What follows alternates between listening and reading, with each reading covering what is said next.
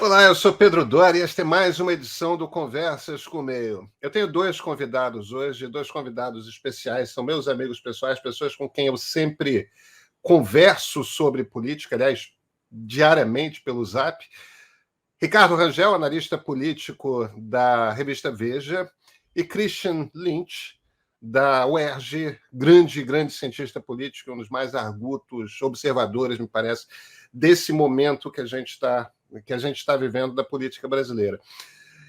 Não é a primeira vez que eu junto os dois para uma conversa a três, o Ricardo e o Christian, aqui no Conversas.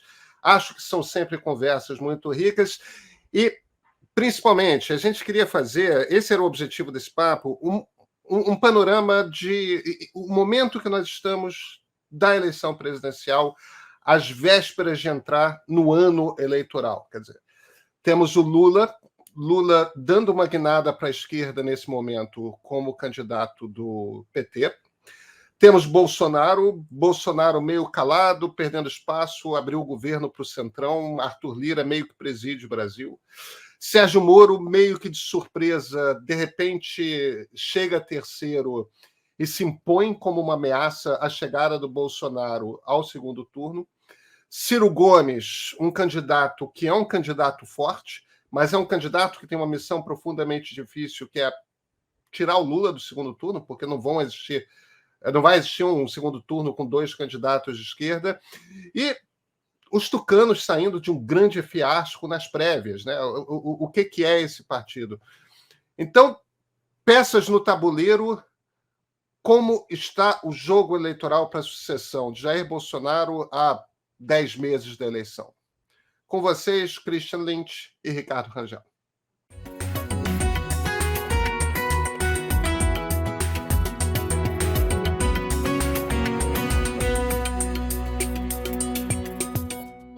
Ricardo Rangel, Christian Lynch, meus amigos, muito obrigado pela presença aqui.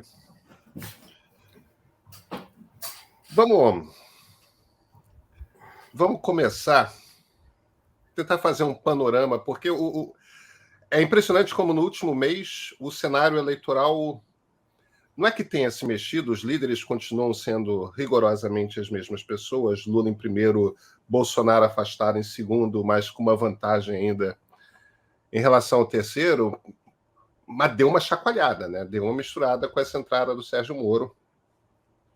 Ele já está em terceiro em várias das pesquisas. Aliás, eu não vi nenhuma pesquisa que não tivesse terceiro. Tem pesquisa até com ele com mais de 10 pontos percentuais. Eu queria passar assim de planador primeiro pelo cenário desses quatro líderes. Lula, Bolsonaro, Moro e Ciro. Vamos começar pelo Lula. Christian, deixa eu começar com você. Vem cá. Qual é a do Lula? Como é que você lê os movimentos que o Lula está fazendo agora? Porque Thomas Trauman publicou quem é a equipe que ele montou de campanha. É uma equipe petista puro sangue, de Gleisi Hoffmann para baixo. Não tem nenhum aliado, nenhum acadêmico, é tudo operador do PT. Citou 4 economistas, os 4 economistas da Unicamp. Quer dizer, aquela coisa do Lula fincando uma estaca, isto aqui é uma chapa do PT, não tem conversa com o centro, não tem conversa com ninguém. O PT faz aquela nota meio desastrada de congratulações à quarta reeleição, a terceira reeleição, quarto mandato do Daniel Ortega na Nicarágua, mandato seguido, né? Ele tinha sido presidente lá atrás, prisão de vários opositores, de 7 opositores, tudo mais. Aí fica parecendo que é uma nota de uns malucos do PT, mas o Lula vai lá na Europa para elogiar a eleição do Ortega, elogiar a Venezuela, quer dizer, as ditaduras de esquerda latino-americanas.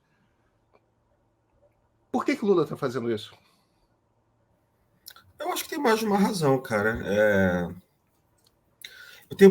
O Lula foi o presidente mais bem avaliado da história recente do Brasil, né? Pelo menos desde o tempo que tem pesquisa. Como a gente sabe, depois ele sofreu, enfim, os processos da Lava Jato, reagiu como reagiu, né? Eu lembro do dia que ele foi preso, que parecia cena de Paixão de Cristo, né? Ele estava no monte, né? São Bernardo do Campo era o Monte das Oliveiras.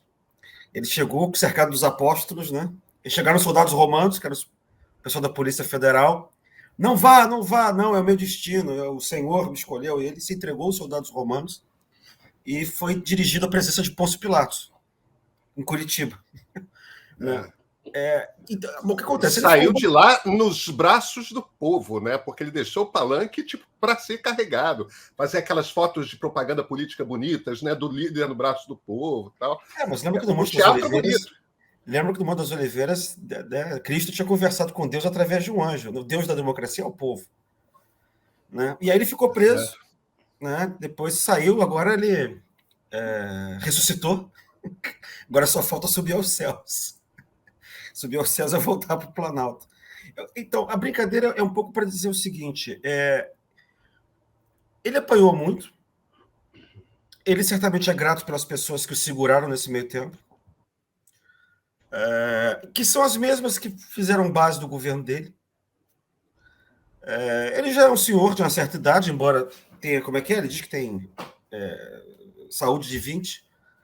Né? Eu acho que ele não tem razão no momento para, digamos assim, abrir mão de quem confiou nele nesse meio tempo, de quem governou com ele 10, 15 anos atrás.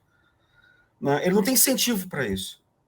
Né? Ele está muito na frente. Ele não tem nem do ponto de vista pragmático, do ponto de vista do jogo eleitoral, e também não tem do ponto de vista psicológico, se eu puder dizer assim. Pelo menos não no momento. Se você parar para pensar, ele está fazendo exatamente a mesma coisa do governo dele.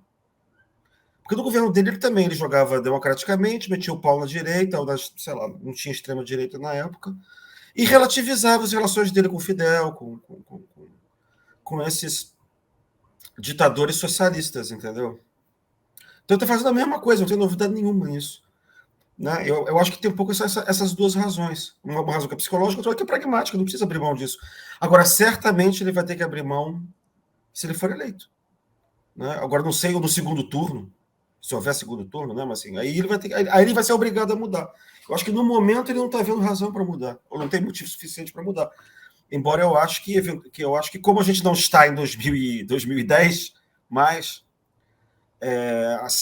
certas reações que a gente pode ter na opinião pública a respeito da intolerabilidade dessas recaídas de simpatias, né?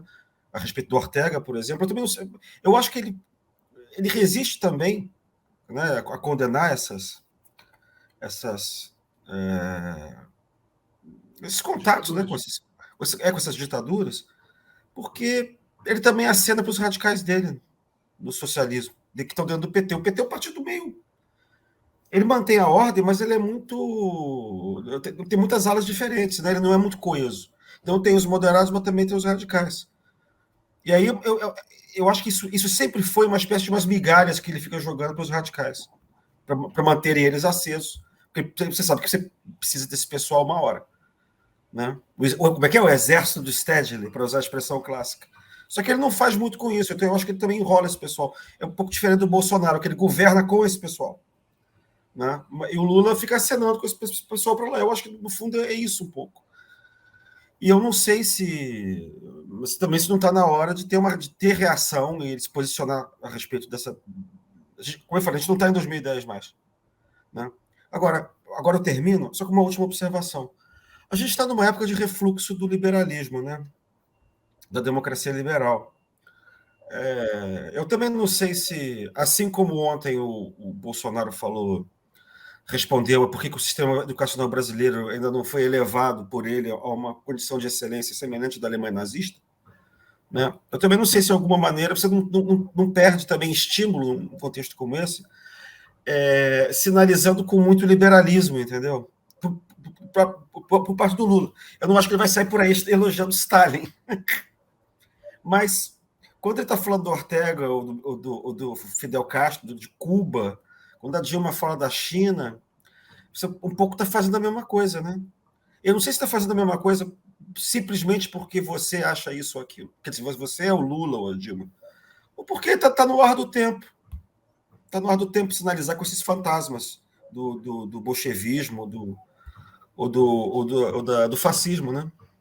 Estou aqui jogando as ideias. Então, deixa eu jogar a bola para você, Ricardo. Tem um incômodo que eu sinto, que é o seguinte: quando você está conversando com um petista pelo telefone, pegando informação, tal, como é que está o partido, como é que está funcionando, e você faz esse tipo de queixa que eu acabei de fazer, pô, ficar acenando para a ditadura, qual é? Para que isso? Vocês sabem que a situação de ditaduras, eles sempre respondem da seguinte forma: não, isso é um pouco parecido com o que o Cristo está falando. Não, isso é uma sinalização interna que o Lula está fazendo, mas você sabe como é que o PT governou e a gente não tentou implantar ditadura no Brasil, não teve... Tipo, no fim das contas, o Lula não foi Evo Morales, Lula não foi Daniel Ortega, Lula não foi Hugo Chávez. E de fato não foi.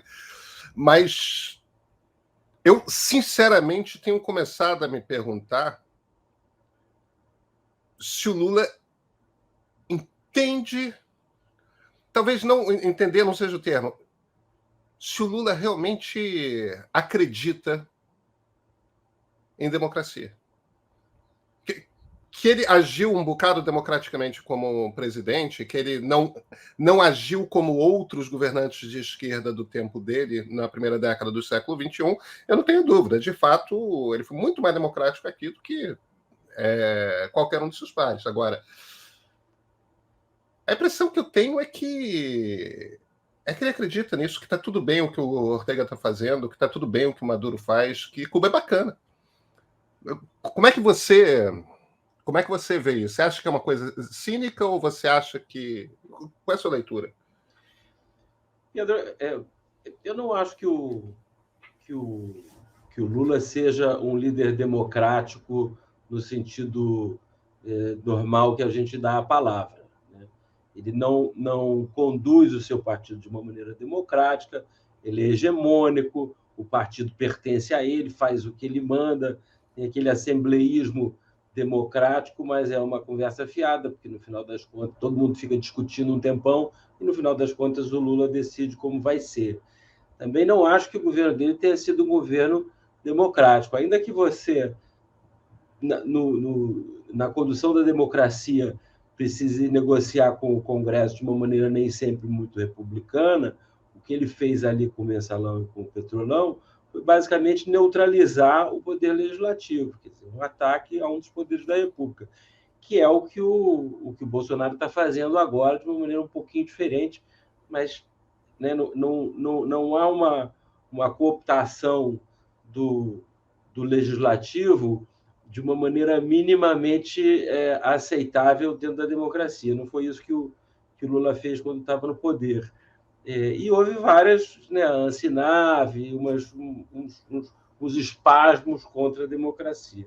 Então, não acho que o PT e que o Lula seja um líder democrático, nem que o PT seja democrático como convicção, como crença, né?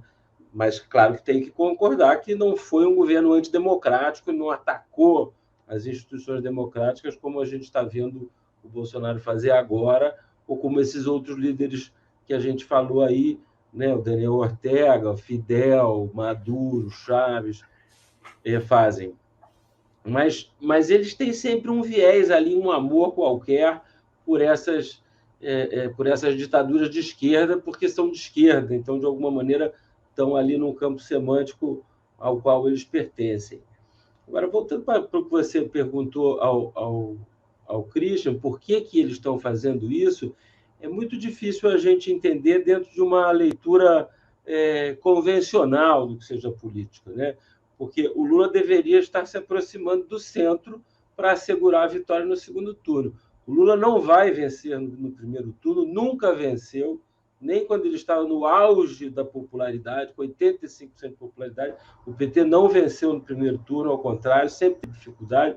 E antes de o Lula ganhar pela primeira vez em 2002, ele perdeu 3 eleições. Né? Acho que foi 2002, foi a quarta, se eu não me engano. Então, ele não ganha no primeiro turno e ele precisa do apoio do do centro para ganhar no segundo turno. É mais fácil conseguir esse apoio se o adversário for o Bolsonaro. Se for o Moro, é mais difícil, né? Então, não faz muito sentido dentro de uma leitura convencional, mas faz sentido dentro de uma leitura das redes, né? Se você quer ter movimentação nas redes para crescer, para combater, para competir com o Bolsonaro, para ter muita visibilidade, muito like, muito engajamento, você tem que dar declarações bombásticas, tem que dar declarações polêmicas, e a aposta é sempre que o que é de ruim não pega tanto e falem mal, mas falem de mim. E, de fato, se você olhar os índices nas redes, aí o Lula está crescendo muito, já está ganhando do Bolsonaro no número de menções e no número de interações, no volume de engajamento. Então, a minha leitura, dentro de uma abordagem racional, quer dizer, que o Lula faz isso de propósito, sabendo o que está fazendo, é essa, de conseguir movimentação nas redes. Agora, eu acho que há também uma leitura mais emocional, mais do estado psicológico do Lula, que a gente até estava conversando um pouco antes de começar a gravar, que é essa raiva, né, que o Lula tem, de que foi preso, e que não confia nos liberais, né, gente que foi a favor do golpe, que foi a favor, muita gente foi a favor de ele ser preso, então talvez ele ache que só esse núcleo duro do PT é de confiança. Mas eu tenho sérias dúvidas que essa abordagem vai levar ele para algum bom lugar, porque ele vai precisar do centro para vencer essa eleição. Então, não sei, mas ele tem algum tempo ainda pela frente para se tornar mais moderado, né? Então, vamos ver. Vocês acham que essa eleição é favas contadas, que o Lula é o próximo presidente pronto? Eu não acho, não. Você acha, Christian? Só complementando um pouco o que o Ricardo falou, eu acho que o que o Lula está fazendo, na verdade, ele está se comportando, ele está playing safe, ele está se movimentando de uma maneira que ele pode se movimentar faltando um ano para a eleição. Eu acho que, digamos assim, a aproximação com o centro é uma coisa que ele vai ter que fazer quando tiver que escolher chapa, né? E depois do segundo turno. Então ele não precisa fazer isso agora. Pelo contrário, ele se enfraquece fazendo isso agora. Porque isso vai levar com que os outros se mobilizem. Digamos assim, a cara dele fica mais descaracterizada do ponto de vista ideológico do movimento político. Né? Ele tem que mostrar isso um pouco como concessão. Isso não é hora dele fazer isso. Entendeu? Eu acho que na cabeça deles é isso. Né? Quanto à eleição ser favas contadas, eu acho que não é fava contada, não. Embora eu acho que a tendência é o Lula ganhar. Tá? Por enquanto. Mas eu acho que eles não estão no salto alto ainda. Tá? Eu acho que tudo está muito bem calculado, sabe? O fato dele ir para a Europa, quando está no Oriente Médio, quando o Bolsonaro está lá encontrando aquela meia dúzia de emires irrelevantes, fazendo os contatos dele para a família dele junto da Internacional Fascista. Né? Agora ele vai fazer o segundo périplo pela Polônia, né? Pela Rússia, pela Hungria, que é exatamente para fazer o recall. O que ele está fazendo é o recall de como é que o Brasil era bom nos meus tempos, o Brasil estava no auge, o Brasil tinha prestígio. Ele tá, eu acho que no momento, repara, ele não assumiu a candidatura dele ainda, ele só vai fazer isso em fevereiro ou março, quer dizer, está tudo calculadinho. Tá? Então ele não precisa fazer nada disso, ele está só fazendo um recall que compare, digamos assim, o momento atual, que é o pior momento da história da República recente, dos últimos 30 anos, né, com, digamos, o melhor momento da República, ali, quer dizer, você tem o momento do Plano Real, né, mas, digamos assim, o pico é ali no segundo governo Lula, quando tem a Olimpíada, Copa, o anúncio, né, acho que 2007, 2008, o pico da euforia foi ali. Ele tá só ilustrando a memória do eleitor fazendo isso. Então, eu acho que isso tudo é calculado. Mas eu acho que eles ainda estão... Eles têm um cronograma. É isso que eu estou querendo dizer. Tá? Vamos para o Bolsonaro. Bolsonaro, por outro lado, está cada vez mais fraco politicamente, né? Se livrou dos radicais porque não teve escolha. A gente não ouve mais falar de Olavo de Carvalho e seus minions. Quer dizer, a gente ouve quando tem suspeita de que o avião da FAB deu uma carona para o Olavo de Carvalho fugir de inquérito da Polícia Federal, essas coisas, mas no governo mesmo, o máximo de contato que a gente tem com o olavista hoje em dia é o Carlos Bolsonaro escrevendo séries de tweets que não fazem nenhum sentido fora da cabeça dele. É um governo dominado pelo Centrão. É quase como se a gente abrisse jornais e a gente lê mais o nome do Arthur Lira do que de Jair Bolsonaro. Com todas as confusões, tudo mais, passou o orçamento. Temos um congresso do Centrão. É o primeiro congresso que é, pelo menos na Câmara dos Deputados, que é claramente dominado e controlado pelo Centrão. E Bolsonaro não consegue ainda ir para partido nenhum. Ele continua tendo essa dificuldade e tal, e parece que vai de fato para o PL está abrindo mais concessões, mas ainda assim a coisa não está clara. Ele não está bem nas pesquisas, está difícil aprovar a mudança do teto que permitiria a instalação do Auxílio Brasil. Ele já acabou com o Bolsa Família, quer dizer, ele está numa situação delicada ali. Independentemente disso, do jeito que a inflação está, o Auxílio Brasil vai entrar e as pessoas não vão ter uma sensação de melhora de nada, porque, primeiro, elas têm memória de quando ganhavam 600 e não 400, e, segundo, a inflação vai comer a diferença entre o Bolsa Família e o Auxílio Brasil muito rápido. A impressão que eu tenho é que essa segunda vaga, a vaga da direita... Eu estou partindo de uma premissa aqui. A premissa é de que haverá um candidato para os eleitores de esquerda e um candidato para os eleitores de direita no segundo turno. Eu não acho que a gente vai ter um cenário Ciro versus Lula, Moro versus Bolsonaro. Eu não acho que essas coisas sejam viáveis. Mas me parece que está em disputa a vaga da direita no segundo turno. Não está, Christian? Eu acho que sim. Eu acho que sim. Eu acho que a vaga da esquerda já está lá e vai ser quase impossível que o Lula não esteja lá. Né? Algum dia um desses alguém me falou um negócio assim, não, mas e se o Lula for assassinado? Tal, aí que vai eleger mesmo o Haddad, seja lá quem for. Entendeu? Assim, uma maluquice. Até falou assim, qual é o interesse de matar o Lula? O interesse é que o Bolsonaro só pode sobreviver se o Lula existir. Entendeu? Se o Lula acabou o Bolsonaro. Não, mas não vai. Não somos um país dado a crimes políticos. Quer dizer, com exceção do João Pessoa, mas isso foi 100 anos atrás. Teu tio quase levou a bala também, tá? O Prudente de Moraes. É verdade, mas isso não foi ontem. Isso foi há 150 anos atrás. Então, Pierre Machado. Isso foi no século XIX, Christian, né? Vamos lá. Para nós, historiadores, foi ontem. Não, é o seguinte, no caso do Bolsonaro tem uma coisa um pouco misteriosa aí. Ele tem um modus operandi, que é o modus operandi do parasitismo, né? Da ignorância do parasitismo patrimonial. Ele não sabe governar, não gosta de governar, mas gosta do poder da privilégio e da impunidade. Então, o que acontece? Né? Ele foi alugando a diferentes nichos o governo dele ao longo do tempo. Ele achou que ia governar na base do WhatsApp plebiscitário com os olavistas, com os radicais, com os reacionários, fascistas e tal. Não deu certo. Passou o governo depois dos militares. Também não deu certo. Os militares acharam que iam conseguir controlar o negócio de base do Centrão, fazer uma coalizão mínima, deu errado. E agora ele terceirizou o governo para o Lira. Terceirizou o governo para o Centrão e virou uma espécie de... Eu ia dizer rainha da Inglaterra, mas na verdade está mais para emir do Kuwait. Então, o que acontece? Eu acho que é uma coisa meio misteriosa ali, porque ele anda muito sossegado. Né? Aí, por que ele está sossegado? Tem que, sei lá.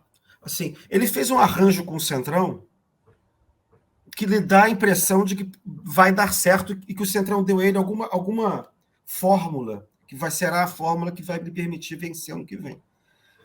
Aí eu não sei se, na verdade, isso é uma ignorância, que, na verdade, o Centrão está iludindo, ou ele tem a crença, ou tem a crença firme de que o filho é um santo milagreiro.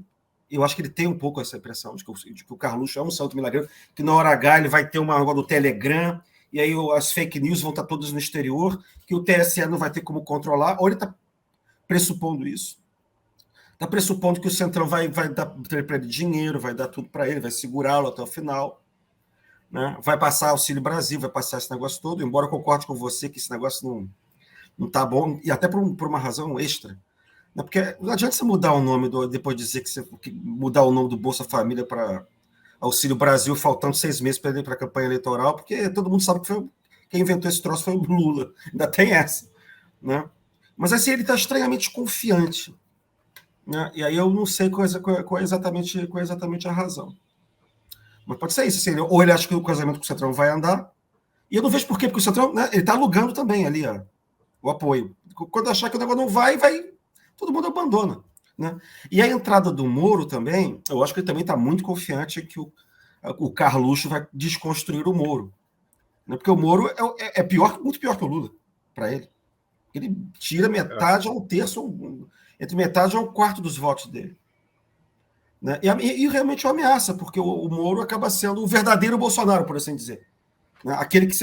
Né? Metade das pessoas que votaram, metade ou 3/4 das pessoas que votaram no Bolsonaro em 2018, na verdade, votaram no Moro, ou votaram em alguém que não sabia quem era. Né? Todos os setores da coalizão que tinham apoiado o Bolsonaro, tirando os setores neofascistas, os reacionários radicais, todo mundo já está indo embora. Os militares preferem o Moro, né? A Faria Lima vai preferir o Moro, né? A classe média conservadora vai preferir o Moro também. O governo de Bolsonaro é um desastre. Né? Por isso que eu estou achando estranho esse sossego, esse aparente sossego dele. Tá?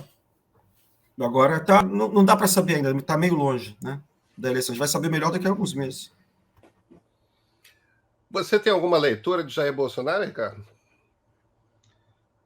Não é muito diferente da de vocês. Eu acho que ele está numa situação difícil. E acho que o ano que vem vai ser uma parada, com inflação em 10%, juros em 10%. O país não vai crescer, não vai ter investimento, não vai atrair investimento estrangeiro, e a gente ainda corre um risco sério de ter uma sanção econômica forte da Europa ou da China, uma coisa assim. Vai ser um ano difícil. Presidente da República conseguir se reeleger num cenário de economia ruim é uma coisa rara, né? Não costuma acontecer. E num cenário de economia muito ruim, como deve ser a nossa, é mais difícil ainda.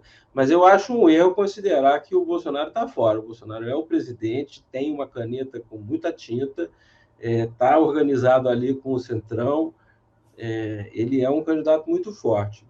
Acho que o Lula está no segundo turno, o PT sempre está no segundo turno, sempre esteve no segundo turno, e não há nenhum motivo para achar que ele não vai estar no segundo turno desta vez.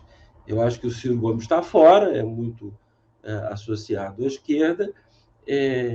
Agora, quem vai estar do outro lado, se será o Bolsonaro, o Moro ou a terceira via, é mais difícil dizer, né? A terceira via está complicada, com essa catástrofe do PSDB, então nem se fala, né? Está melhor para o Moro.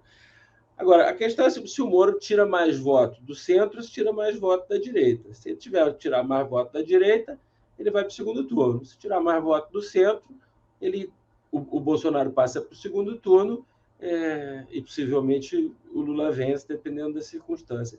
Mas eu acho que o Moro tem uma chance muito boa nessa linha que o Christian estava dizendo, porque o número de votos do Bolsonaro foi suficiente para ele vencer e, portanto, para derrotar o PT. Né? Metade dessas pessoas abandonaram o Bolsonaro, não querem o Bolsonaro, vão votar em outro. Muita gente, inclusive, está disposta até a votar no Lula. Né? Gente que votou, é uma coisa um pouco trágica, né? Você vota no Bolsonaro para tirar o Lula e depois vota no Lula para tirar o Bolsonaro. Mas tem muita gente que vai fazer isso. A gente conhece muita gente que votou no Bolsonaro até no primeiro turno e que vai votar no Lula para tirar o Bolsonaro.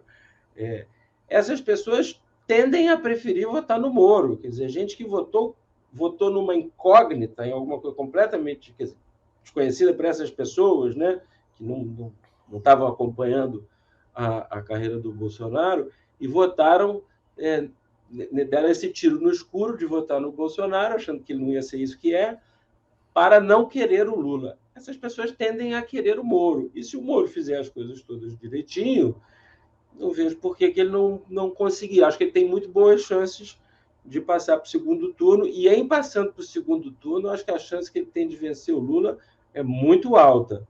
Então, acho que o Lula não está prestando muita atenção em relação ao centro nesse sentido.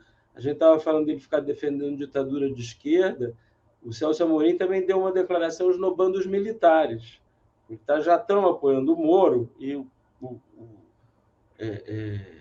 PT pode entender que não há como recuperar os militares. Mas não é uma boa ideia ficar esnobando militar à toa. Para quê? Né? Não faz muito sentido. Então, eu acho que o Moro tem uma chance muito grande de passar para o segundo turno, e se passar para o segundo turno, eu acho que a chance de vencer o Lula é alta. Então vamos mergulhar um pouco aí nessa conversa sobre o Moro. Quando saiu que o Moro ia anunciar sua candidatura pelo Podemos, eu fui para as pesquisas, lista ali de preocupações da população. Corrupção estava, com perspectiva da eleição presidencial, né? Corrupção estava ali, quinta, sexta coisa mais importante. Questões relacionadas à economia, desemprego, inflação, etc. E questões relacionadas à saúde estavam muito acima na lista das preocupações, a gente compreende completamente, né? Pandemia e a economia como está, nível alto de desemprego, fome voltando ao Brasil. A gente está com cenas de anos 80, né, gente? De economia que a gente, desde o governo Sarney, que a gente não vê. Gente procurando comida no lixo. O estrago que o Bolsonaro está fazendo no Brasil é uma coisa inacreditável, como você consegue, num governo, chegar tão fundo no poço. Então, minha primeira análise é: Moro é mais um para ficar ali disputando, chegar nos 4 pontos. Nada. Ele anunciou e zoom. Imediatamente teve um recall, teve uma subida. Ele é um candidato muito diferente de um candidato tucano, que é aquela coisa com a qual a gente está acostumado na oposição ao PT, porque ele é um candidato de direita. Enquanto existe uma ambiguidade no típico tucano, o Moro é um candidato de direita. Ele tem uma coisa ali, a gente estava conversando ontem, né, por WhatsApp, uma coisa meio Carlos Lacerda, uma coisa meio Brigadeiro Eduardo Gomes, né? Aquela UDN mais populista e mais autoritária, né? Não é a bossa nova, é aquela UDN mais esquisita.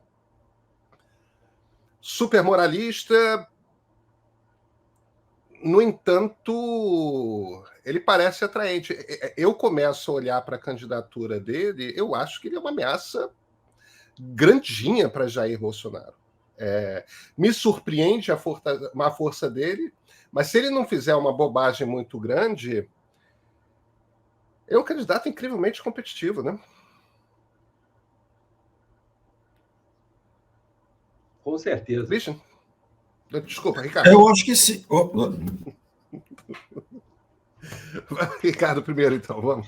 Não, eu acho que é o que eu estava falando antes. Eu acho que ele é muito competitivo. Como vai governar é o problema, né? Como é que um cara como o Moro, que é odiado pela esquerda porque prendeu o Lula, é odiado pelos bolsonaristas porque é considerado traidor, é odiado pelo Centrão e muitos políticos que nem são do Centrão, porque botou um monte de político na cadeia. Os liberais, de verdade, pelo menos os de verdade, torcem o nariz, né? Porque o que ele fez na Lava Jato, e mesmo como ministro, né, perseguiu alguns adversários, né, como o Glenn Greenwald e tal. Então, ele vai ter muita oposição. E ele não é o cara que vai unir o país. A gente precisa de um presidente que reconcilie o país, né? Que acabe com a polarização. E o Moro não vai ser isso. Ele ainda é muito associado ao Bolsonaro. Ele não é a terceira via nesse sentido que a gente fala de ser alguém que não tem nada a ver nem com o Bolsonaro, nem com o Lula, né? Não é lá na ponta direita, também não é dessa esquerda aí que fez o Petrolão e que fez a devastação fiscal da Dilma e tal. Alguém fora disso. Ele não é isso. Ele é alguém que estava no projeto político do Bolsonaro, foi ministro do Bolsonaro, saiu por bons motivos, é verdade, mas saiu, brigou, né? Era alguém que estava do lado de lá. Então, eu acho que ele... E ele é muito inábil, né? Muito inexperiente politicamente para conseguir compor, negociar, e ainda por cima, como você estava dizendo, autoritário, alguém que está acostumado a mandar, não está acostumado a conversar, convencer, né?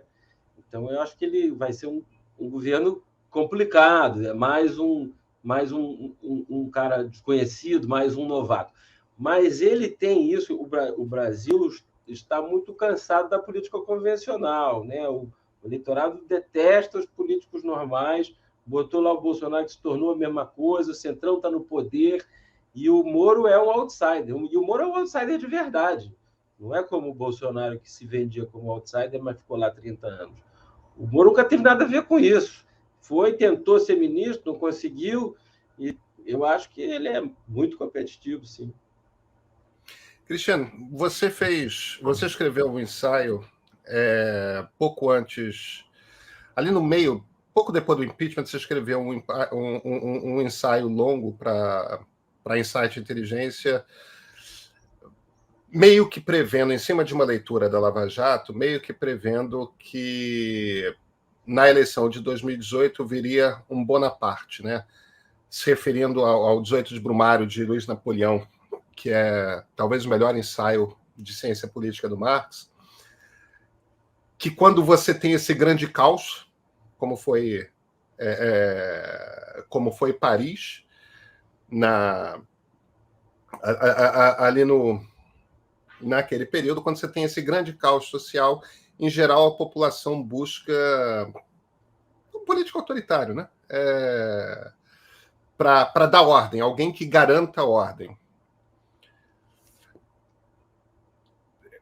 O Bolsonaro é o falso Bonaparte e o Moro é o verdadeiro Bonaparte? Quando eu escrevi esse ensaio, um dos candidatos a Bonaparte que estava na minha cabeça era o Joaquim Barbosa. Joaquim Barbosa seria o Moro, na verdade, porque o Moro não era, porque era juiz. Então, um ministro do STF que tivesse o mesmo perfil seria o Moro. A minha resposta é um pouco por aí mesmo, Pedro. Na verdade, a eleição de 2022 vai ser a verdadeira eleição de 2018. O que estava colocado em 2018, se tudo fosse normal, era Lula contra Moro, em tese. Só que o Lula foi tirado da eleição. E as forças, digamos, porque o Lula simbolizava naquele momento o antigo regime, né? O antigo regime contra a qual a revolução dos tenentes togados lá, a revolução judicialista, ela se levantava, que era contra aquilo tudo. Então, na verdade, o que estava colocado ali era isso. Bolsonaro vence a eleição porque o Lula é posto para fora, ele é removido meio que artificialmente da eleição, né? E o Moro não está competindo nem o Joaquim Barbosa. Aí ele pegou aquele negócio para ele, né? E ele foi um embusteiro, ele é um vigarista, ele se vendeu com um negócio que não era. E a eleição e, digamos, a coisa foi muito mais para a direita do que era para ter ido em situações normais. Então ele pode se apresentar como isso. Agora a gente sabe o que ele é. Ele é um picareta, ele é um cara que se vende, na verdade, como uma coisa que ele nunca foi. E não resolveu nada. O país está em palpos de aranha, o país está em petição de miséria. Ele vai entregar um país muito pior. Então, digamos assim, uma eleição que fosse Lula versus Moro, que seria a verdadeira eleição, na verdade, que devia ter sido em 2018. Né? Porque o Lula... Agora, o que acontece? O Lula pode voltar também, porque, de alguma maneira, ele já não é o Lula de 18. O Lula de 18 era um carcomido, né? Era um carcomido, um cara arrebentado e tal. Agora não, agora você tem um sujeito que está redimido. A quem foi feita a justiça, né? Então, os processos foram anulados. E tem o Bolsonaro no meio, para dar uma apagada nos escândalos de corrupção e tal. E está aí o Moro para lembrá-lo delas. Né? Então, eu tenho a impressão de que eu também não sei, eu não acho que o Bolsonaro esteja com favas contadas no segundo turno, não. Tá? Não estou dizendo que ele não está, mas estou dizendo que também o Moro não é... Agora, o problema do Moro, o Ricardo já levantou, é o seguinte: ele não tem apoio de ninguém no meio político, praticamente ninguém. Né? Porque se o Bolsonaro perdeu do primeiro turno, o Centrão, o establishment, vai todo correr para o lado do Lula. Claro. Né? Então você tem esse problema também. Essa coisa dele não ter experiência, eu acho que é um ativo dele, na verdade, porque ele é um chefe revolucionário, né? Ele é o brigadeiro Eduardo Gomes, ele é, enfim, o símbolo da pureza, da decência. Né? Eu acho que não é só coisa da corrupção que o ajuda, não. Eu acho que é uma coisa de segurança pública, uma coisa de sangue novo, né? Uma coisa de renovação, restauração da moralidade administrativa. Tá? Agora já vou para o último ponto, que eu acho que é o seguinte, essa coisa de terceira via, do centro e tal. Eu fico pensando, né, se num momento como esse, que é um momento de crise ideológica, crise política, crise dos valores liberais, assim, como é que um liberal pode ser eleito? O liberal, em tempos normais, não tem muito voto no Brasil, né? A gente olha o histórico. Não tem, porque você não vai se eleger falando de austeridade, de responsabilidade fiscal, né? Não vamos queimar a árvore, isso não elege ninguém.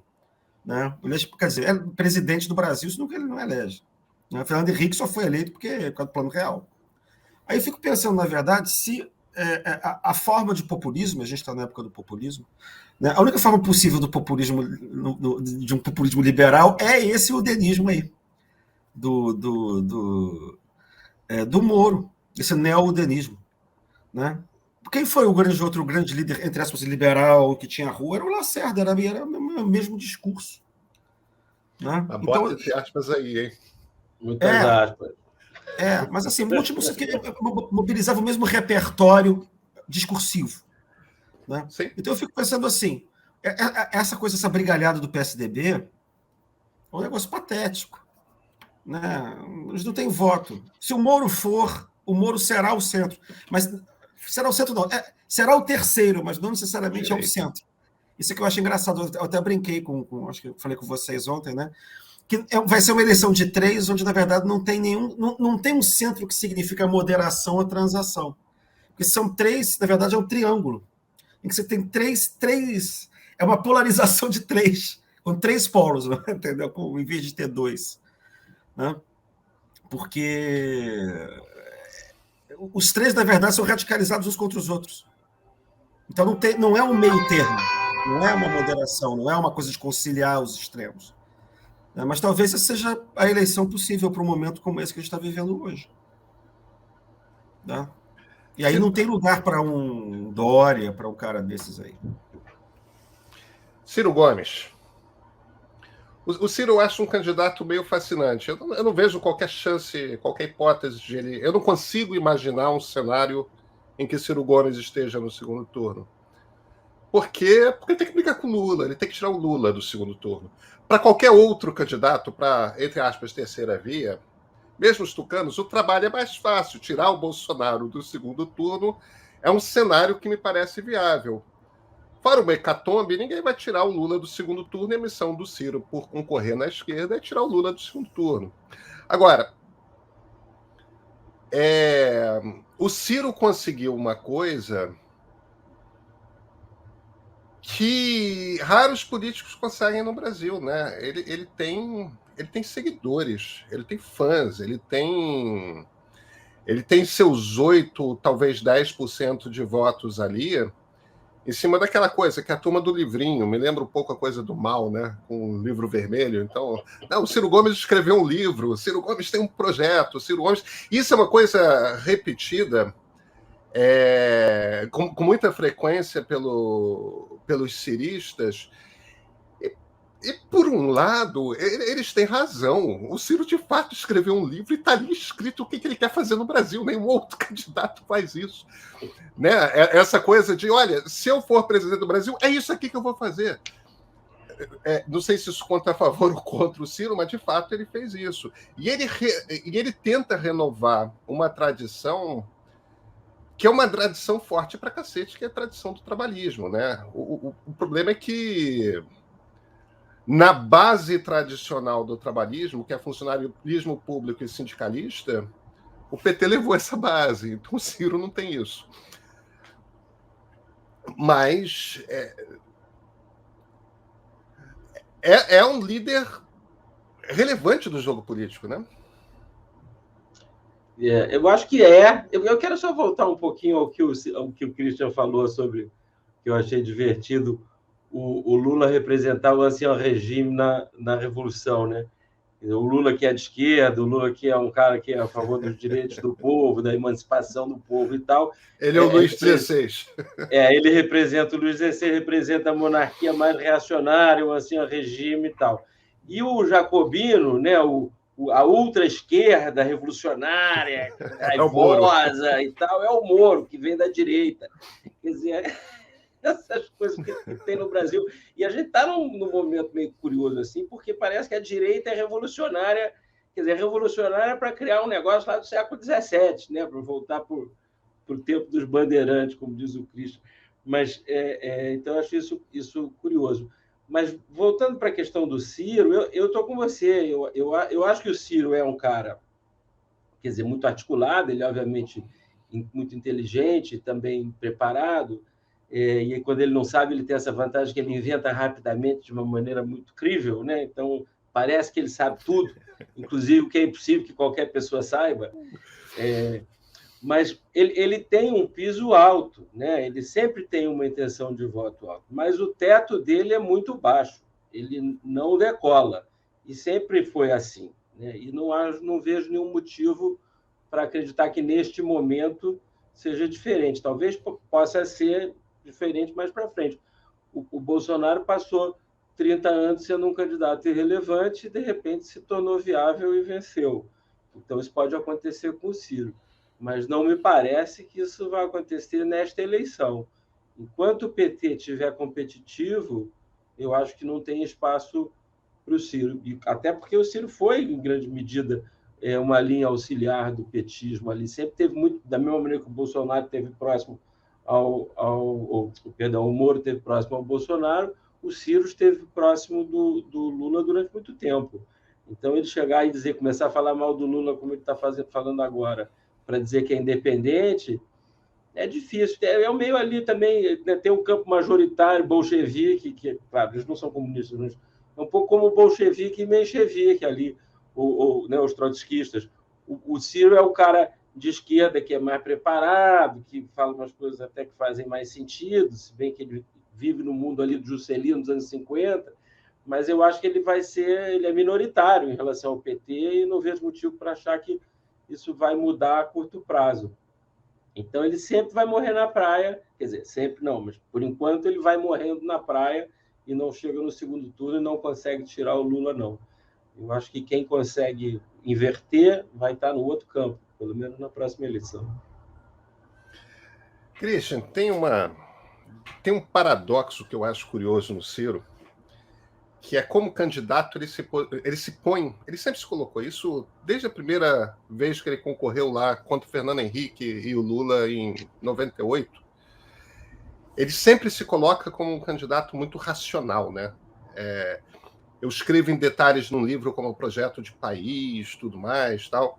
Agora, assim como ele se coloca sempre como um candidato muito racional, ele é movido pessoalmente à emoção pura, né? É um cara que teve muita raiva do Fernando Henrique.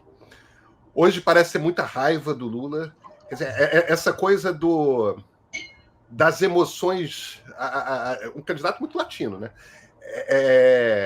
As emoções são... Eu acho meio fascinante essa coisa, como a racionalidade e essa quase um espanhol ali, um latino-americano, não da América Portuguesa, mas da América Espanhola, como essa coisa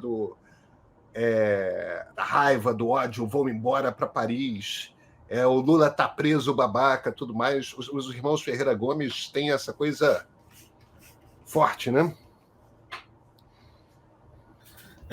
Mas é engraçado, você sabe que um personagem... Tudo bem que agora a encarnação atual do Ciro é tentar reencarnar o Brizola, né? É um pouco essa coisa do Brizola. O problema do Brizola só perdeu... Né? Já perdeu... Não, eu não gosto... Aí que está o problema. No fundo é mais o Brizola, não só pela memória mais recente do Brizola, mas pelo formato, né? O Getúlio não tinha essa personalidade que ele tem. O Jango Brizola também tinha não. uma O personalidade Brizola mais que era o parecida. brigão. O Brizola que era o falava brigão. mais as coisas e tal, também apelava muito às emoções.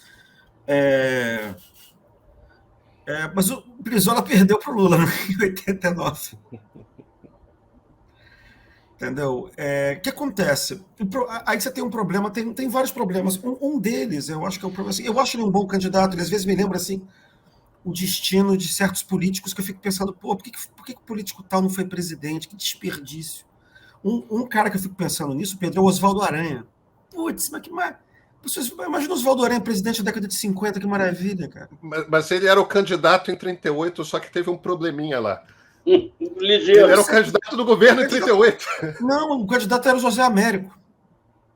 Sim, mas ele queria ser, ele foi ser chanceler em Washington, tá. porque ele queria ser o candidato e o Getúlio tirou ele, mas eu porque acho que ele tinha risco de crescer. Mas eu acho que um dos problemas do Oswaldo Aranha era o Getúlio, assim como um dos problemas do Ciro é o Lula.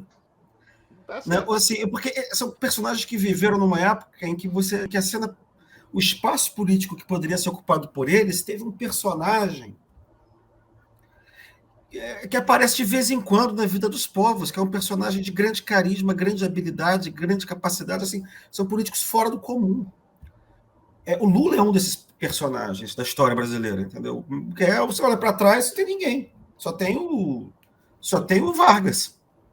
E se pensar, a era PT... pouco, né? A era PT... Não, JK não. JK é um negócio... Não, acho que em termos de carisma, sim. Em termos de carisma, sim. É que eu acho que ele teve uma carreira encurtada pelo golpe, né? O JK saiu impopular, com inflação alta, e não elegeu o sucessor. O JK é uma invenção. O JK é uma invenção dele próprio e do PMDB e do MDB do governo militar. É uma coisa... Isso é outra... Esse dá outro programa. Como é que o JK se inventou. Tá? E por que essa herança dele foi mitificada depois? O JK não está nada disso. Isso aí começa fiado. É o Getúlio mesmo, e até pelo tempo, você pegar o tempo que o PT ficou no poder, é quase o Era Vargas, cara. Ninguém ficou tanto tempo no poder. E o Lula está aí no proscênio da cena política, sei lá, desde a década de 80. A gente está até 40 anos. Quem que fez isso? Rui Barbosa? Sabe? É uma coisa que o cara não sai nunca de lá. Então ele tem uma... compara com o Perón, né? Só compara com o Perón, do ponto de vista... Mas assim, é uma coisa extraordinária e arrasta paixões e tal. E ainda num cenário como esse, cara, é quase impossível. Por isso que eu acho que a eleição que o Ciro podia ter ganho era a eleição de 2018. Se ele pudesse ter se apresentado como um Bonaparte, se ele fosse o candidato do PT. E não... Mas ali que acontece? O Haddad, ele entra porque... Eu acho que o Lula sabia... O Lula meio que sacrificou aquela eleição, a libertação dele, em 2018. Então, o que acontece? O Ciro não consegue se projetar, por causa desse espaço enorme. Aí também tem o problema do PDT. O PDT reivindica, né, o tipo de social-democracia trabalhista que era do PTB antigo. O problema é que aquele mundo não existe mais. Quer dizer, esse mundo foi foi fagocitado pelo PT na década de 70, né, PT por São Paulo. Aquele mundo do PTB é um mundo carioca gaúcho, é o mundo do Rio Capital, Rio Grande do Sul, é uma coisa de... Né, isso desaparece na década de 70, 80, o Rio perde projeção, aparece o ABC, é outro tipo de trabalhismo, né? O Partido dos Trabalhadores se constrói contra o PDT, o PTB/PDT. Né? Então, essa herança também, espertamente, foi engolida pelo Lula quando o Brizola entrou em declínio, na década de 90. Então, por exemplo, o governo Lula, ele se colocou... Se você pegou a figura referencial dele, é o Getúlio II. No negócio do pré-sal, da mão com... Repete os gestos todos do Getúlio. Quando tem um mensalão, ele diz, não vão conseguir fazer comigo o que fizeram com o Getúlio. Então, esse imaginário também vai para o PT. É muito difícil para o Ciro tirar isso do PT. Né? E o PT é um partido, é um balaio. Eu acho até um pouco que o Lula é muito hegemônico no PT, porque o PT tem tanta ala que se você não tiver alguém segurando, aquilo dispersa. Né? E aí uma das alas é essa do Lula getulista, porque aquela coisa do PT original, que era uma coisa meio meio, né? Uma coisa que era antinacionalista, o Lula, para vencer no âmbito nacional, teve que sair de São Paulo. E a linguagem de esquerda que o país conhece é essa linguagem do nacionalismo, do Estado, de não sei mais o quê. O Lula pegou para ele. Então, o Ciro tem muita... O Ciro fica no segundo lugar pegando os segundos simbolismos desse negócio todo. E essa história de que eu tenho projeto, ninguém vai votar, sabe, lá no interior do Cariri, sei lá, o Cariri pode votar porque é Cariri, né? Mas assim, ele não consegue maioria nem no Nordeste contra o Lula. Então, assim, ele fica segundo em tudo em relação ao Lula, entendeu? Todos os ativos dele, o Lula tem mais. Por isso que eu acho dramático para o candidato feito ele, que é um candidato preparado, um candidato que tem... Né? Eu votei no Ciro já lá atrás, quer dizer, na última eleição, entendeu? Eu acho que ele era um candidato mais interessante para o segundo turno do que o Haddad. Né? Mas o problema é que você não consegue, enquanto o Lula estiver aí, o cara não consegue se projetar. E ele não tem muita base também, repito, ele é segundo em tudo, ele é segundo na esquerda. Os políticos também não botam muita fé nele, são só alguns que seguram. Entendeu? Então eu não vejo, enquanto o Lula estiver inativo, eu não consigo ver muito futuro para o Ciro, cara. Ele fica de linha auxiliar mesmo. A chance dele era 2018 e ele ter sido lançado pelo Lula, mas o Lula não podia fazer isso, porque ele ia em cana e ia criar um novo Lula. Então, de certa maneira, também a gente tem que aguentar o Bolsonaro por causa disso. Vamos falar dos tucanos aqui. Eduardo Leite, João Dória... mas eu acho que o candidato é menos importante. Eu gosto muito dos textos de um cientista político da FGV que fica mais nos Estados Unidos do que aqui, que é o César Zucco. Ele escreve sobre... Ele tem textos sobre essa coisa... A maneira como ele define a nova república é que a nova república tem duas forças, o petismo e o antipetismo. E nunca se formou um tucanismo. Quer dizer, não é que nem, tipo... Claro, as eleições parlamentares no Brasil são multipartidárias, mas as eleições presidenciais no Brasil da nova república são bipartidárias. E a gente talvez tenha se iludido achando que o PSDB era outra força, mas o PSDB nunca foi a outra força. A outra força foi o antipetismo. Nunca se formou um tucanismo, segundo a tese dele.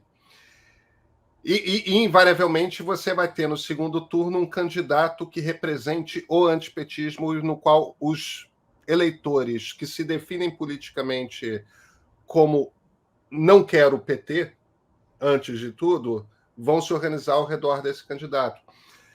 Isso é, na verdade, um ponto de fraqueza do PSDB, porque o PSDB é um partido que sempre teve uma ambiguidade profunda, que sempre contou com um eleitorado de direita.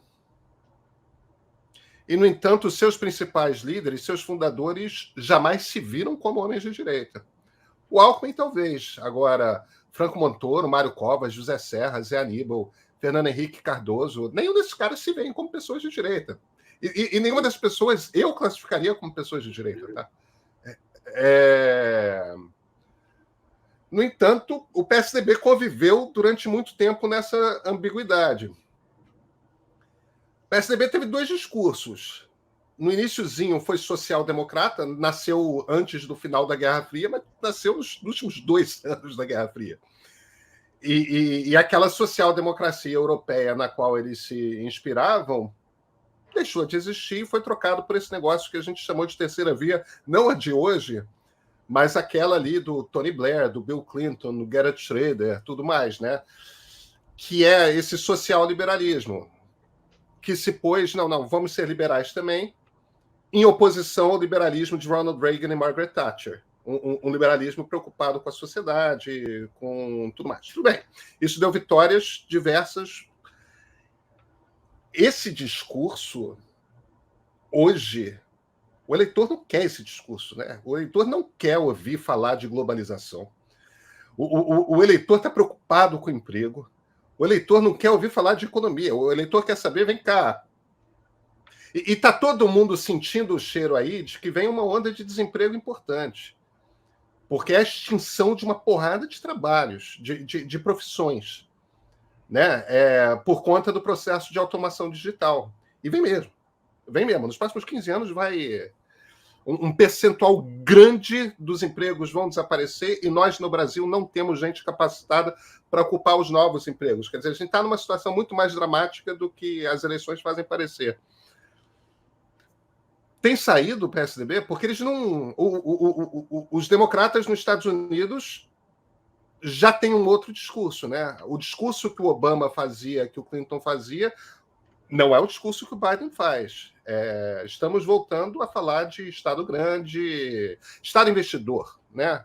Padrão americano, evidentemente, não é padrão brasileiro e tal. Quer dizer, a turma que ocupava essa terceira via dos anos 90, no exterior, na Europa e nos Estados Unidos, já tem outro discurso, que é um discurso de New Deal verde, que é um discurso de investimento do Estado, que é um discurso... Os tucanos, me parece, estão no vácuo, não? Os tucanos estão numa...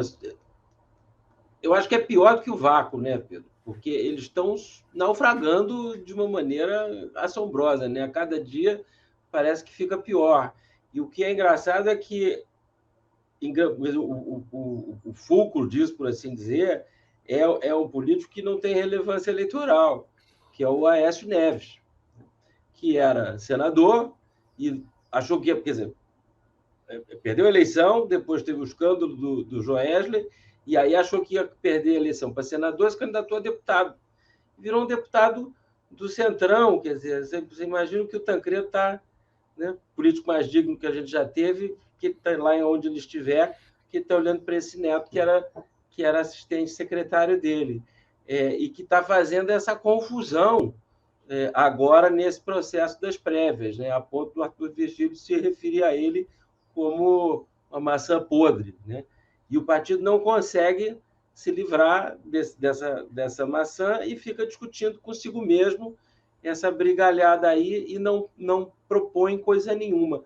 E é uma coisa curiosa e, enfim, triste, de certa maneira, porque é o partido mais propositivo que a gente já teve, com os melhores quadros, com as pessoas mais qualificadas. É a turma que fez o Plano Real, é a turma que inventou o Bolsa Família originalmente, né? O Lula tem o mérito de ter transformado ele numa coisa de grande escala, mas a ideia original era, e vários outros projetos desses que foram reunidos no Bolsa Família. Então, é um partido que tem uma folha corrida de serviços prestados e de uma maneira de pensar o Brasil que hoje eu acho que quase que mais ninguém tem. Quer dizer, o Ciro Gomes talvez tenha, o PT não tem, com certeza, e a direita também não tem, né? Um projeto de país. E a gente está precisando desesperadamente de um projeto de país, porque, como você disse, a gente vai ter uma revolução. Quer dizer, a gente está em plena revolução digital e o ritmo dessa revolução vai aumentar, vai acelerar, e você vai ter um problema sério de falta de emprego. E a gente não está nem... O que você falou, a gente não tem gente qualificada para assumir as novas profissões que vão surgir, o que é verdade. Mas, além disso, essas novas profissões serão num número muito menor do que as profissões que vão desaparecer. Então, você vai ter pouca gente qualificada para assumir esses postos e os outros vão desaparecer e não vai ter nada no lugar. Então, qualificado ou não qualificado, as pessoas não vão conseguir emprego. Então, o resto do mundo está discutindo renda básica e a gente não consegue ter um ponto de vista razoável sobre o Bolsa Família. O Bolsonaro criou esse Auxílio Brasil e acabou com o Bolsa Família. Quer dizer, não é uma coisa para ser boa para pobre, é o contrário, é para piorar a vida do pobre, porque depois da eleição não tem mais nada. Agora estão falando em tornar permanente para ver se consegue passar a PEC dos precatórios no Senado. Mas não há uma preocupação com a questão social que vai se tornar gravíssima. E o PSDB parece que nem sabe que o problema existe. Está ali discutindo as suas questões intestinas e não consegue ir a lugar nenhum, né? Então, não sei o que acontece, nem no PSDB, nem no Brasil, porque o PSDB está indo para o beleléu e o Brasil também, por outros motivos, né? Christian, o drama do PSDB é esse, né? Não tem discurso. Ele perdeu lugar, né? O PSDB era o Partido Liberal Brasileiro. Liberal democrata, podia ter sua franja de neoliberais, mas era o Partido Liberal Brasileiro, né? E quando não tinha direita, né? Então ele estava num centro sem direita, sempre que não tinha. Ninguém se assumiu como direita, e do lado esquerdo o Partido Socialista era o PT, ali auxiliar era o PTB, tinha um PSDB, tinha o PSB ali. Né? O partido, na verdade, o partido social-democracia, não sei, eu já vi o Fernando Henrique falando que o título não era para ser esse, porque não tinha mais nada a ver com social-democracia, que não. Social-democracia que era coisa sueca, né? Sueca, aquela coisa que o partido era isso, era coisa terceira V, que no fundo era o Partido Liberal Democrata. O problema do PSDB, eu acho que sempre foi, ele chegou ao poder um pouco assim por acaso, porque era um partido de notáveis. Notáveis, assim, é um partido de quadros, é um partido da década de 50, assim, um partido de gente bem formada, de alta burguesia, no sentido, ou classe média alta, sabe? Uma coisa de gente bem apessoada, culta. Era o braço bossa nova da UDN, né? Não tinha cheiro de povo. Esse era um problema, que é um problema dos liberais têm desde 45, 46. Mas eles chegaram ao poder por causa do Plano Real. E tem um outro problema específico, que era essa coisa de que a base do PSDB era muito paulista. Então você não consegue ter voto para além do Mato Grosso do Sul e do Vale do Paraíba, entendeu? E que sempre foi outro problema deles lá. Engraçado que o PT, nesse aspecto, era muito parecido com o PSDB. Porque um era o EFOR, o outro era Fernando Henrique. Quer dizer, os dois se construíam contra o populismo da Terceira República, da República de 46, 64. Né? Mas o PT conseguiu dar o cavalo de pau engolindo a herança brisolista. Eu não sei se, na verdade, para o PSDB dar o cavalo de pau, justamente, alguma hora ele tinha que incorporar um populismo morista, para usar a palavra de hoje, ou neo-udenista. Né? O problema é que, com o tempo, ele perdeu se a força dele era o antipetismo, né? Quando aparece uma direita mais forte, ele perde a corrida. Ou seja para o Moro, seja para o Bolsonaro. Quer dizer, eu acho que o Bolsonaro vai refluir quando eu olho de longe, assim, porque não faz sentido que ele continue existindo por aí. Se o jogo continuar limpo, o Bolsonaro tem que vai ser varrido. Porque é uma coisa que não faz, ele é uma excrescência ali no meio, não tem raiz, não tem sedimento, é fundamento, tá? E aí o lugar que vai ser ocupado pelo do PSDB vai ser ocupado pelo Moro. O Moro, eu acho que seria o tipo de liberalismo possível no populista, batendo nessa coisa de segurança, batendo nessa coisa de moralidade e tal. E aí, o que acontece? As outras pautas que o Ricardo falou estão ali, mas você não apresenta essas pautas na eleição. Né? Não são o seu grande trunfo, o seu super trunfo, a carta do super trunfo. Tá? Não são, mas aquilo fica atrás. Eu acho que naturalmente, eu não estou falando que é desejável, não, tá? Minha análise não está do que é desejável. Mas estou falando que, do ponto de vista político, se um cara como o Fernando Henrique aparecesse hoje para se candidatar para o PSDB, ele ia ter 0,5% de voto. Por isso que é uma coisa dramática, mas do ponto de vista do reposicionamento no mundo populista, do mundo agitado, do ponto de vista ideológico, né? Ou você tem, ou é Huck, ou era Huck, ou é Moro. Huck porque tem esse acesso midiático, né? E o Moro que tem esse discurso aí, que é um discurso que está presente digamos assim, o discurso do populismo nacionalista é o discurso que está na memória coletiva da cultura política da esquerda. E é por isso que o PT passou para esse tipo de discurso.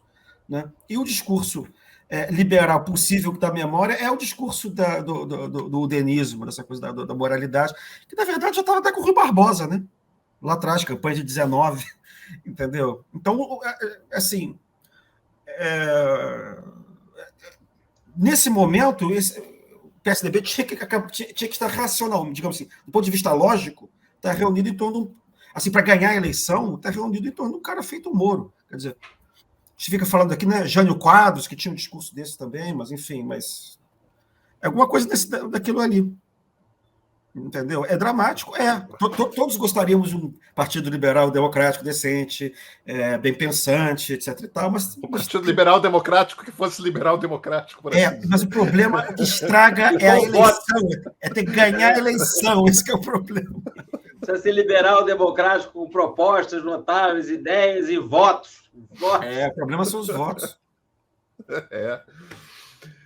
Então, eu acho Senhores, que, assim, última pergunta. O Dória é um cara que jamais será mais do que governador de São Paulo. Nunca, ou senador de São Paulo. Não tem como sair daquilo ali. O Leite ainda está cheirando a Eduardo. Quer dizer, o Eduardo ainda está cheirando a Leite. Entendeu? O Eduardo Leite faz parte de uma geração que só vai chegar. Ele. Tem uma geração aí que eles ainda estão tão crus, ainda prematuro. Eles só vão estar mais amaduros daqui a 4 anos. O próprio presidente do Senado, Pacheco, esse pessoal só vai estar mais maduro ali para frente. Agora não é essa época. Quando a gente olha na longa distância, a impressão que você dá é que agora é uma eleição de restauração das coisas antigas que foram atrapalhadas aí, que foram adiadas pela eleição dessa pleura que é o Bolsonaro. Entendeu? E aí você vai ter, assim, se o Lula ganhar, vai ser uma restauração do governo Lula meio melhorada ou adaptada, né, ao contexto atual, mas ainda não vai ser um período novo. Entendeu? O período novo provavelmente vai abrir daqui a 4, 5, 6 anos só. Com outra geração, com a retirada do Lula da cena política, entendeu? Com o fim dessa excrescência bolsonarista. É terrível, mas assim, a longa duração obriga um pouco a olhar isso, né? Enfim. Última pergunta para a gente encerrar aqui. Tem algum motivo para ser otimista com 2022? Porque eu saio dessa conversa meio achando que... Otimista com o fim do governo Bolsonaro, mas... That's it. Pedro, mas assim, só de tirar o Bolsonaro já é uma coisa maravilhosa, já é maravilhoso. Porque a gente está parado, a gente está paralisado. O caminhão está atolado na lama e a gente, né, não consegue tirar. Nesse sistema não tem como tirar essa desgraça. Então a gente está paralisado. O que vier vai ser melhor. Mesmo que recorrendo à fórmula do passado. Mas assim, essa ideia de que o Brasil entrar no século XXI, blá, blá, blá, essa agenda vai demorar mais. Essa agenda vai demorar mais. Eu acho isso também. O otimismo é o fim do governo Bolsonaro e a saída do Bolsonaro da vida pública. Isso só vai acontecer em 2023, né? No ano que vem vai ser ruim. Acho que a gente vai ter um cenário econômico muito ruim, né? De pouco investimento, pouco crescimento, inflação alta e, portanto, juro muito alto. O desemprego vai continuar alto, vamos continuar com problemas sociais graves. Então, 2022 não vai ser um bom ano. Agora, vai ser um ano que, se Deus quiser, o Bolsonaro vai sair. Em o Bolsonaro saindo, a gente melhora rapidamente, porque haverá uma boa vontade do mundo, né, do resto do mundo, em relação ao Brasil. A pessoa que entrar vai fazer as coisas que precisa fazer, né, combater o desmatamento, ter uma política social que faça algum sentido, etc. e tal. E está todo mundo querendo investir, né? Os empresários querem investir, as pessoas querem voltar a ganhar dinheiro no Brasil. O Brasil é um país que tem muita potencialidade, muito potencial. Então, há muita coisa para fazer. E a gente está com a gente teve uma queda no PIB muito grave com a Dilma, né, que foi uma devastação fiscal, e ainda não se recuperou disso. Então, há um espaço para você se recuperar rapidamente. Então, eu acho que a gente terá um crescimento econômico significativo no curto prazo. Agora, a gente retrocedeu muito, né, no governo Bolsonaro, em todas as áreas. Educação, por exemplo. Como é que você recupera a catástrofe que foi a educação? Como é que você recupera para o século XXI, né, com essa preocupação que a gente estava falando da revolução digital, etc. e tal.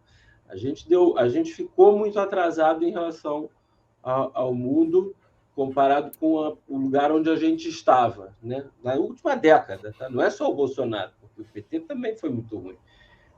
Então, isso a gente vai demorar mais. Eu não sei quanto tempo a gente demora para voltar à posição relativa em que a gente estava. Né? A gente estava com a 6ª economia do mundo, estamos com a 13ª. Né? Uma parte disso é o dólar. O dólar voltando melhora. Mas, mesmo assim, a gente tem um território muito grande a cobrir, especialmente na área de desigualdade, né? O problema social no Brasil, que sempre foi muito grave e hoje ainda pior. Mas boa notícia para o ano que vem é, se Deus quiser, Bolsonaro perder a eleição no primeiro turno, né? Aí o Brasil dá uma resposta muito forte, dizendo: a gente não quer bolsonarismo. Porque não adianta derrotar só o Bolsonaro, né?